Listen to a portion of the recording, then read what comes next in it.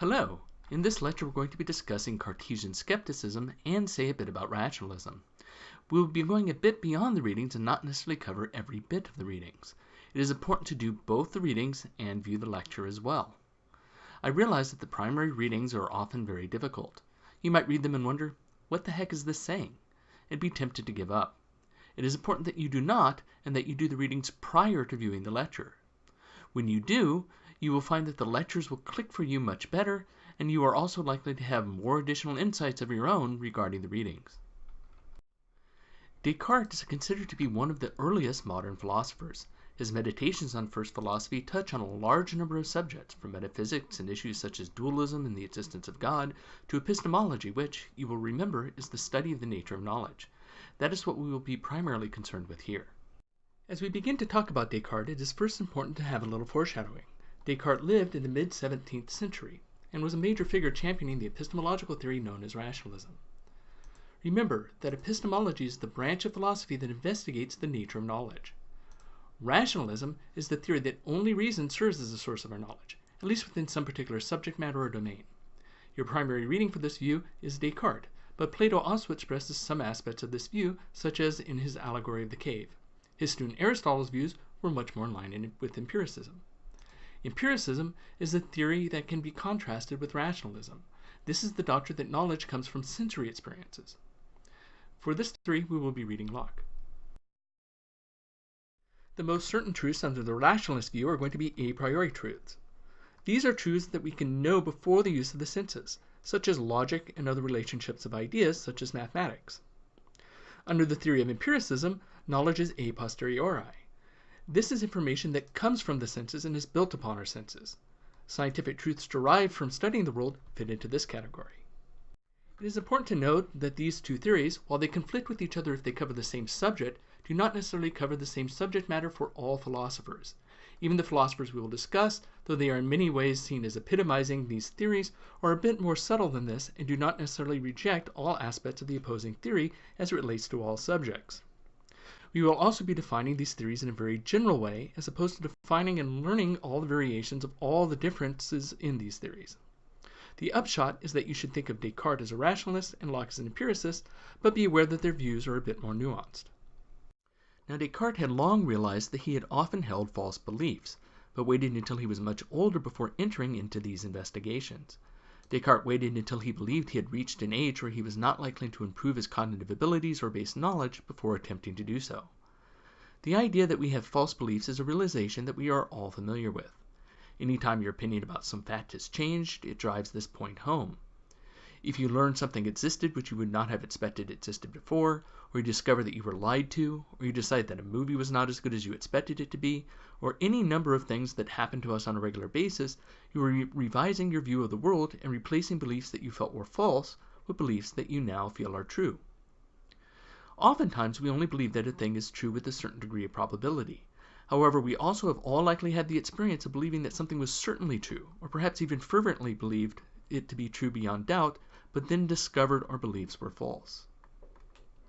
Children start off believing nearly anything their parents tell them, including the belief in Santa Claus and the Easter Bunny if their parents told them about these mythological beings, and tend to believe them fervently. We eventually find out, however, that many of these beliefs are false. We also find out soon enough that our parents can err. Descartes wishes to, as he says, establish a firm and abiding superstructure of the sciences. By an enduring superstructure, he means that he wishes to build a scaffolding for human knowledge that is certain, one which cannot be doubted and which will not be revised. We can see what he means by way of analogy. Just like a house which is built on a poor foundation would be unstable even if it is otherwise well built, Descartes is concerned that building our sciences and advanced knowledge on shaky beliefs means that they can all be overturned at any moment. In order to find an absolutely firm foundation, he is going to enter into radical doubt. He says, "I will at length apply myself earnestly and freely to the general overthrow of all my former opinions." To do this, he will withhold belief from any proposition that can be doubted as if it were certainly false. The goal is to find something which is impossible to doubt, something which is so certain he cannot be skeptical about it no matter what lengths he goes to in order to doubt it. The hope is that if he finds something that is impossible to doubt, he would then have a firm foundation on which he can begin to build back up many of his current beliefs. Of course, if we were to try to list all of our beliefs and try to doubt them one by one, we would never finish. First, you probably have millions, if not hundreds of millions, of specific beliefs. Secondly, you have many beliefs that allow you to generate other beliefs without end. For example, you believe that 2 plus 2 is 4. Of course, you have thought about that equation before. But you may never have added up the specific numbers 10 plus 2.5 plus 0.9 plus 0.1 plus 0.5 plus 7 in that particular order before. And yet, after looking at this for a moment, you are likely to correctly believe that this sums to 30. In addition, we have never had the specific thought before about what it would be like to eat 3 pounds of giraffe meat. If not, then you could not have had any belief about doing so prior to this. But if you imagine such a meal now, you will probably instantly generate the belief that it would fill you up, even if the thought of doing so also repulses you.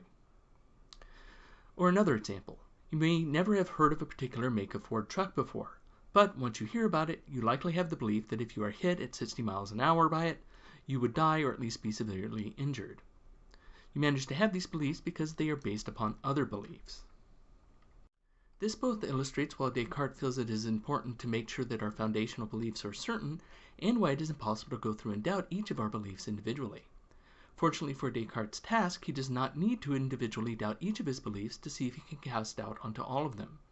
He says, "To this end it will not be necessary for me to show that the whole of these are false, a point perhaps which I shall never reach. It will be sufficient to justify the rejection of the whole if I shall find in each some ground for doubt."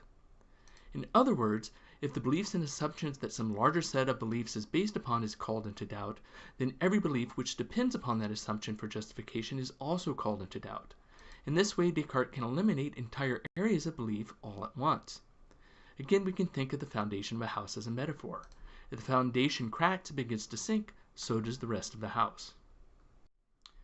So, Descartes' plan then is to doubt the most fundamental beliefs upon which his other beliefs rest.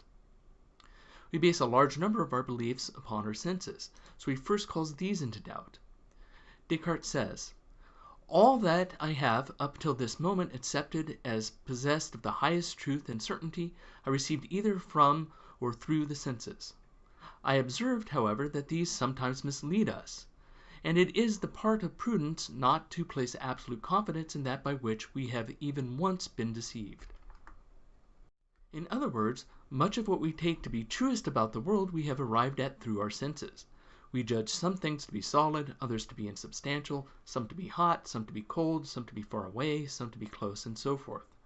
But he notes that, though he tends to trust them, his senses have led him astray in the past. He says that it seems to him that he is sitting by the fire in a winter dressing gown.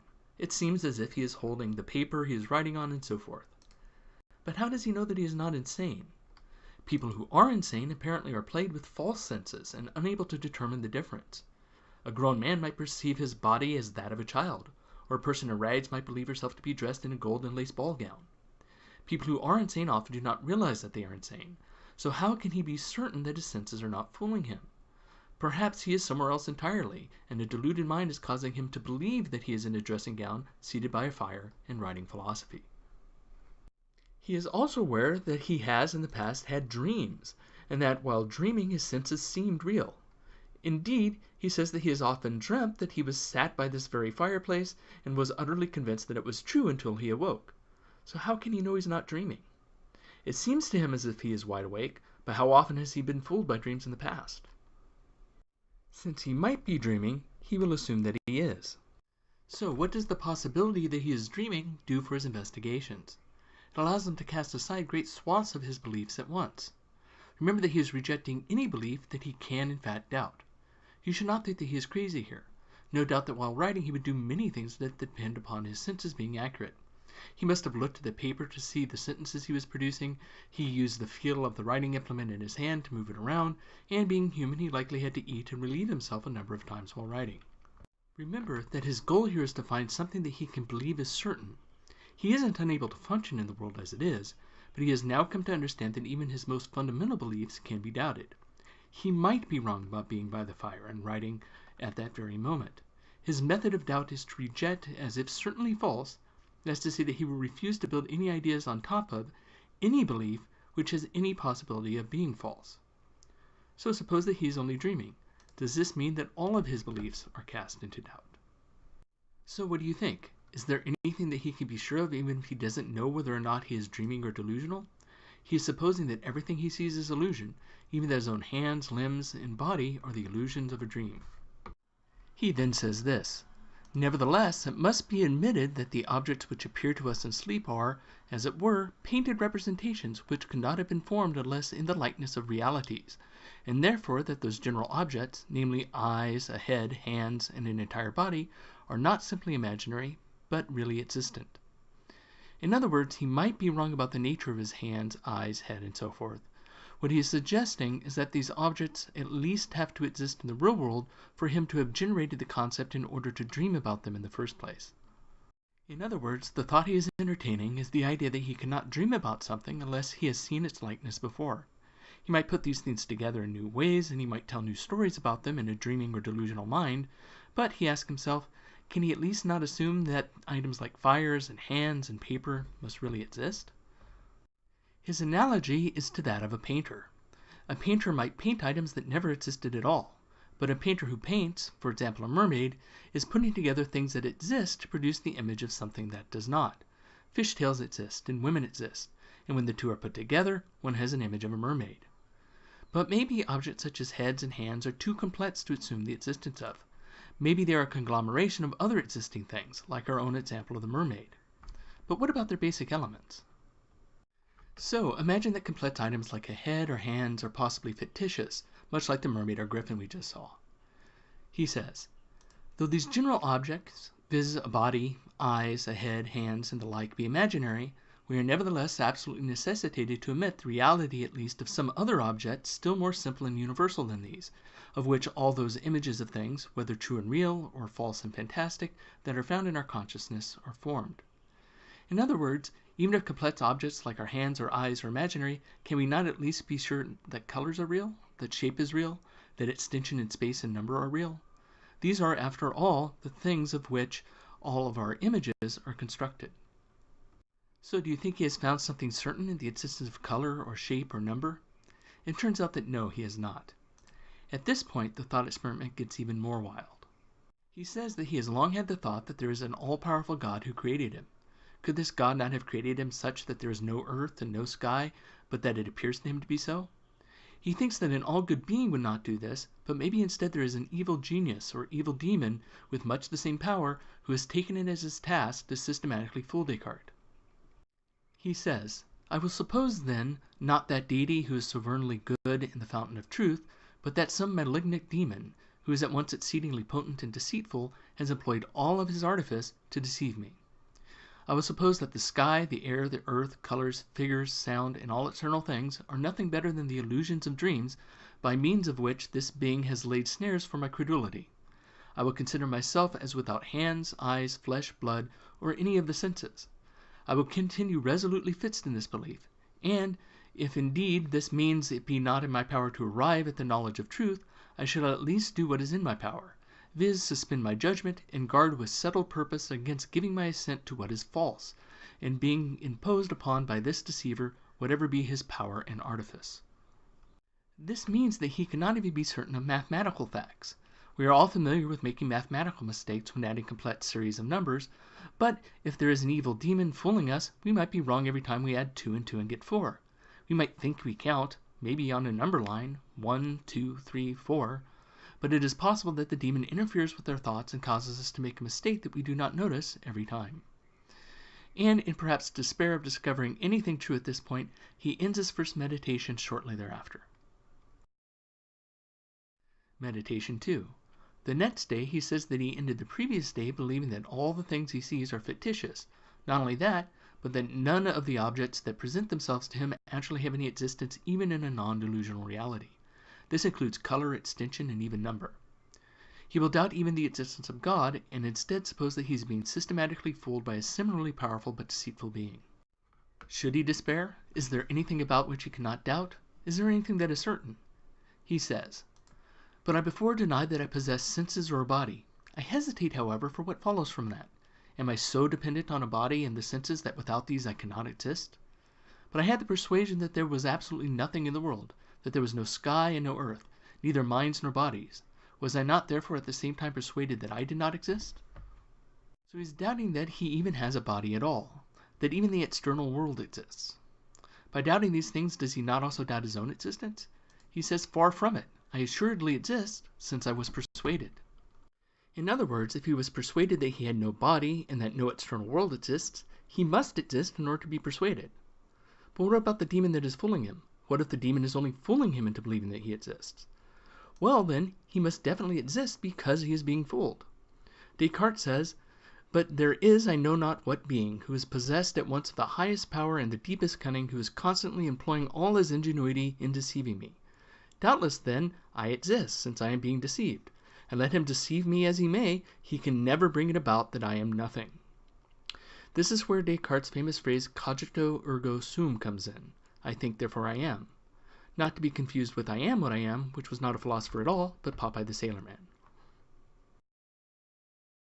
This is pretty much where the reading lets off, but there is a little more that can be said here.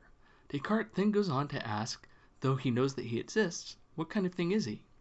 He reasons that he is a thinking thing.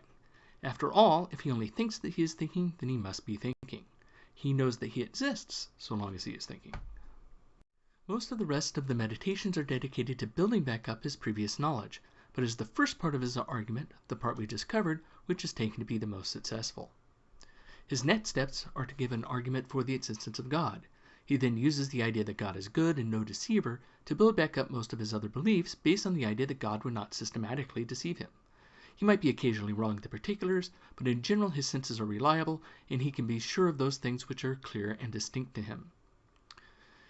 The argument he uses for the existence of God is the ontological argument for God's existence. We will discuss arguments for the existence of God later in the semester, but we will see that this argument is far from problem-free. But we will end this discussion of Descartes here. What you should take away from this is his method of doubt, how he managed to doubt such large swaths of his ideas, and the purpose of his program of doubt. That is to build a firm foundation on which to base all of the human knowledge. It might be worth noting also that though Descartes argued for the existence of God, and though he dedicated his work to the Catholic Church, his work was not received well by the Church and his books were often banned.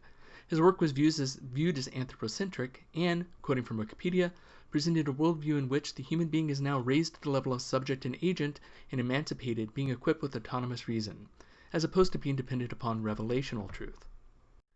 Though the majority of modern research scientists do not believe in God, Descartes in many ways helped to usher in the scientific revolution with his reasoning. He also was very science-friendly for the time himself. He arguably viewed himself as making the world safe for science by delineating realms of study which should be based upon empirical study and not revelation, these being interpretation of the nature of the physical world and leaving the church dominion over spiritual matters and matters of the soul, which he felt was separate from the body. We will be discussing Cartesian dualism later in the semester as well. And that ends this presentation. Until next time.